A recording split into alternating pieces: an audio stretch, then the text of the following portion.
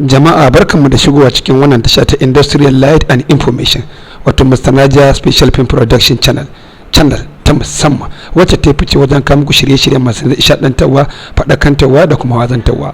A cikin wannan shiri namu na farko, wato shiri na manyan batutuwa, shiri ne kai tsaye wanda zai dinga tsokaci akan abubuwa da suke da alaƙa da cigaban duniya, masana'antu, kamfaninnika, ƙasashe, cigaban zamani da wasu abubuwa na sirrin cigaban duniya wanda ba kowa ya sani ba. A cikin wannan shiri na farko, wannan tasha tamu za ta yi tsokaci akan wasu wajaje manya-manya guda 10 a duniya wanda suke da matakar wahalar ziyara ga dukkanin wani mutum da ke cikin duniya, ko bako ko dan ƙasa. Waɗannan wajaje sun kasance a cikin ƙasa daban-daban, sannan a yanki daban-daban. Don haka za mu bi wajen ɗaya bayan ɗaya mu tattauna akan su, kuma mu nuna hoton bidiyon domin mu ga menene a cikin su. A ci gaba da subscribing da bibiyar wannan tasha domin samun sababbin bayanai da kuma abubuwa masu nishaɗantarwa, faɗakantarwa da kuma wazantarwa. Waje na farko shine tsaunin Yamantau da ke cikin kasar Rasha. Yamantau din wani kamfani ne na musamman wanda gwamnatin kasar Rasha ta gina shi kuma ta keɓe shi domin kula da al'amura wanda suke da alaka da ci gaban ilimin sararin samaniya, wato sky knowledge, da kuma sannan ilimin nuclear material, wato masana'antar kera makamashin kare dangi na nuclear wanda ke cikin kasar Rasha.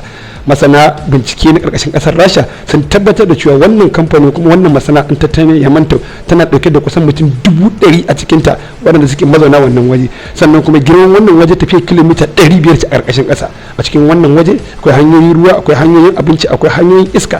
Sannan kuma majalisar ɗinkin duniya ta tabbatar gwamnatin ƙasar Rasha ta ware wannan waje ne domin abin da ka iya zuwa ya zo a yakin duniya na uku da ke kokarin fuskantar duniya daidai wannan yanayi. Akwai abinci da kayan abinci da dukkanin abin da ke da alaka da abinci wanda gwamnatin ƙasar Rasha ta ware a wannan waje. Sannan wannan waje majalisar ɗinkin duniya ta tabbatar da cewa mutum kusan 6,000 su ne suke aiki a wannan waje kowace ranar ubangiji.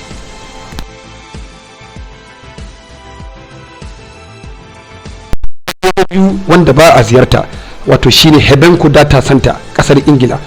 Wata ma'aikata ce ta musamman wanda gwamnatin kasar Birtaniya wato Ingila ta kira ta da suna Hebenco. Wannan ba wani waje bane, waje ne na tattara bayanan sirri wanda suke da alaka da ilimin kimiyya da fasaha na na'ura mai kwakwalwa wato kwamfuta. Dukkanin wayoyin da ake bugawa da sakonnin da ake turawa a GSM, a waya, a internet, a WhatsApp, a Skype, a Instagram, a social media kaf da ke cikin kasar Birtaniya, wannan bayani gwamnatin kasar Ingila ta tara shi, ana zuke shi, ana tattara shi, kuma ana hada shi a wannan waje da muke gani a wannan bidiyo. Wannan waje na karkashin ruwa, waje ne mai faɗin gaske dauke da manyan ma'aikata da jami'an tsaro na soji. Ba a kai ziyara wannan waje, ba a shiga. Daga manyan gwamnatin kasar Ingila sai mutane da suke da alaka da aiki da ma'aikatar tsaro ta Ingila, sai mutane da suke da alaka da hukumar leƙen asiri da binciken manyan bayanan sirri na kasar Ingila. Wannan waje shi ma ba a ziyarta, kuma ba a ba da permission a kai ziyara wajen ko bako ko dan gari, domin yana ɗaya daga cikin wajen da gwamnatin kasar Ingila take ɓoye dukkanin wani sirri da shafi kasarta da 'yan kasarta a duniya baki ɗaya.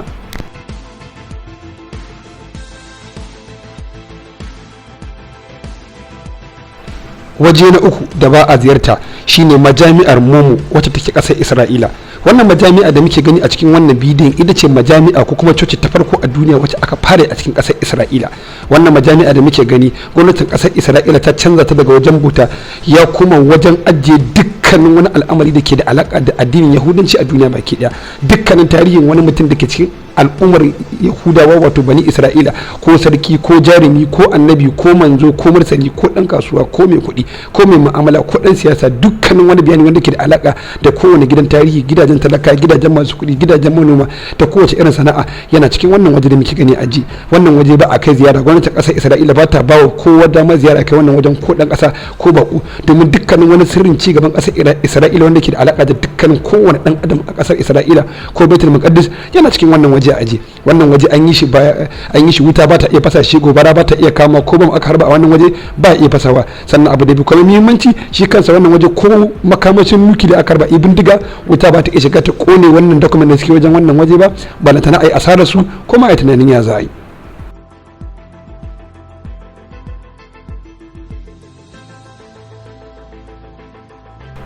waje na hudu da ba a ziyara shine Pioneer Shelter wato kasar Ingila Birtaniya. Pioneer Shelter wani kamfani ne na musamman wanda gwamnatin kasar Ingila Birtaniya ta ware domin ci gaban ilimin makamashin kare dangi wato Nuclear Weapons Facility and Research Development Center. Wannan waje da muke gani gwamnatin kasar Ingila ta ware shi domin sakatar bayanai na musamman da suke da alaka da illa da kuma tasirin makamashin nuclear a cikin kasashe waɗanda suke da shi. Ana bincike, ana hada bayani, ana leƙen asiri, ana sakatar information daga waje daban-daban, daga network daban-daban domin ba wa kasar Ingila karfi da tsaro akan ci gaba da kuma bincike na musamman akan makamashin kare dangi. Wannan waje akwai ma'aikata a cikin sa, akwai kamfanin nika, akwai makamai, akwai jami'an tsaro, akwai wutar lantarki, akwai abinci, akwai ruwan sha, akwai kamfanin nika da dukkanin wani abu da dan adam yake bukata domin ya rayu a cikin sa. Wannan waje gwamnatin kasar Ingila ba ta ba da dama a shiga ko dan gari ko bako sai iyakacin ma'aikatan da aka ware a wannan waje. Kuma wannan waje wuta ba ta iya tasiri a cikin sa, farmaki ba ya iya yiwa a cikin sa, ko da makamashi mai linzami aka harba a wannan waje idan ma ya fashe ba zai iya cutar da komai a wannan waje ba saboda tsaron da ke cikin wannan waje.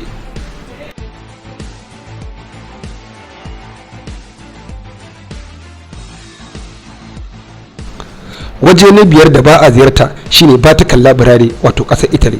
Vatican Library ita kadai ce library kwaya ɗaya tilo a duniya wadda ofishin majalisar ɗinkin duniya ya daga darajarta ta kasance library da ta fi kowace library tsufa da girma da dadewa da tarihi da yawan littattafai da yawan ma'aikata da yawan dukkanin wani abu da ke da alaka da ilimi, littafi ko karatu ko rubutu a duniya.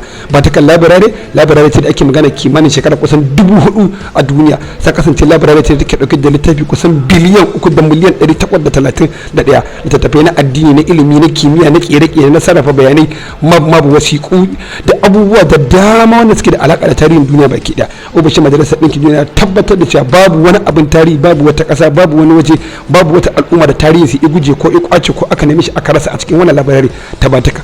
Wannan library ba a ziyartar ta ko ba ko dan ƙasa ba zai ba. Wani ta ƙasar Italy ita kadai take da dama ko take ba da dama ko take kiran wanda zai ziyarci wannan waje saboda waje ne na musamman a ofishin majalisar ɗinkin duniya.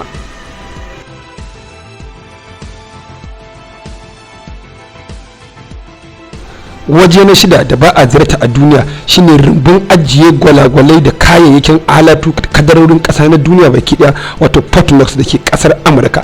Kai ko ba a gaya maka ba, jin an ce rumbun ajiye gwalagwalai na duniya gaba daya yana nuna maka cewa ba wajen ziyarar mutane bane. Wannan waje Fort Knox shine waje mafi tsaro a duniya gaba daya wanda wannan tashar ta ta yi ziyara wannan waje kuma ta yi bayanin sa. Shine rumbun ajiye gwalagwalai na duniya gaba daya wanda dukkanin wani arziki na kowace kasa da ke da alaka da gold da zinare da diamond da lu'ulu'u da marjani da dukkanin wani kaya wanda ke da alaka da ilimin kasa na kai tsaye wanda ake iya tonowa suna wannan rumbu a aje. Waje ne da yafi kowane waje tsaro, waje ne da yafi kowane waje kwanciyar hankali da ajiye kadarorin duniya baki daya. Wannan waje ko kusa ko nesa ko dan kasa ko bako ba a ziyartar wannan waje. Wannan waje na karkashin kulawa ofishin majalisar ɗinkin duniya kai tsaye. Ba wanda ke ziyartar wannan waje sai manya-manyan masu kuɗin duniya, sai shugabannin kasashe na musamman. Su ma din ba sa iya ziyarta sai sun karɓo takardar izini daga ofishin majalisar ɗinkin duniya kai tsaye.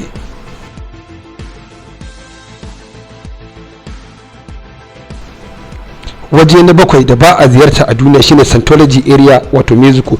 Wannan waje da muke gani a cikin bidiyo waje ne wanda al'ummomi da dama suke da zarge-zarge akan cewa wannan waje shine matattara ta yan kungiyar asiri na duniya baki ɗaya wato Freemason inda suke zaune a cikin kasar Mexico. Dalilai da suka kawo haka kasancewa shine waje kwaya ɗaya tilo a duniya inda ba wani dan adam da aka taɓa gani ya shiga wannan wajen, sai da daga ganin jirgi yana zuwa da daddare yana ajiye mutane kuma yana fita da wasu, ko kuma manya-manyan motoci na yaƙi bulletproof a rufe wanda baka iya ganin wa a cikin su zo su wuce su shiga cikin wannan tsauni su yi abin da su fito. Ba wanda aka taɓa gani ya shiga cikin wajen, ba wani kuma wanda ya taɓa fitowa ba da labarin mai a cikin wajen. Wani tun kasar Mexico tana kulawa da wajen nan kulawa ta musamman. Zaka tara akwai manya-manyan sojoji dauke da manya-manyan bindigo da kyamarori masu sarrafa kansu da kansu, sannan akwai kyamarori masu tashi sama wato drone kyamara wanda suke zagaye da wannan waje. Yana nuna alamar wani wajen ne mai muhimmanci a cikin wani kasar Mexico ko kuma a duniya. Sai dai amma da yawa al'ummar duniya tana zargin cewa yan kungiyar asiri na duniya Freemason anan wajen suke boye kuma nan suke bukatar da al'amuran su ne yau da kullum.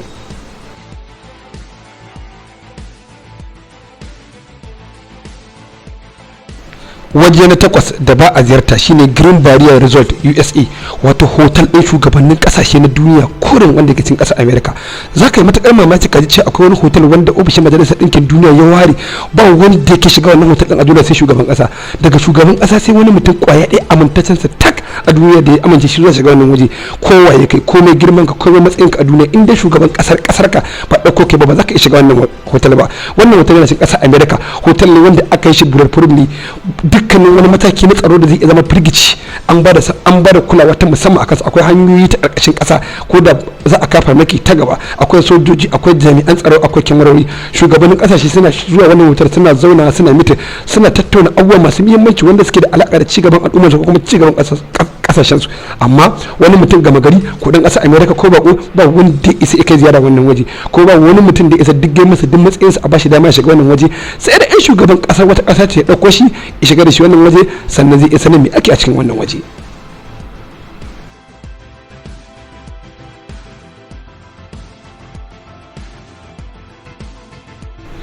Waje na ƙarshe wanda ba a ziyarta shine Boldland, wato World Parking Garage Ingila, wato shine garejin ajiye motoci na musamman da shi ƙasar Ingila. Da yawa mutane za su yi mamaki menene ya kawo garejin ajiye mota wannan waje. Sam ko kusa ba irin garejin parking din mota da kasa ne bane. Wannan waje da muke gani Boldland a cikin bidiyon nan shi kadai ne wajen garejin parking a duniya wanda yake da wani tsari na musamman wanda ba shi da shi. Duk lokacin da wani dan kasa ko ba ko ya shiga wannan waje ya ajiye motarsa a wannan waje, kafin ka fito sai ka saka yan yatsanka guda 10 a cikin wata na'ura ta karanta, sai ka saka idonka, sai ka saka harshenka, kuma sannan sai ka yi rubutu da biro ka yi siginita abubuwa kusan guda 16 ake dauka a matsayin samfuri ko kuma reference kafin ka dauki motarka. Wannan waje ba a ziyartarsa, ba a zuwa kallo wajen, ko ba wani dan adam da ke zuwa wajen, iyakacin wanda suke ajiye mota a wajen su kadai suke zuwa wajen. Daga dukkanin wanda ya je wannan waje in dai ba mota ya je ajiya ba, babu wani wanda zai saurare shi, ko babu wani wanda zai ba shi dama ya yi magana ko mu'amala da kowa a wannan waje da ke cikin kasar Ingila.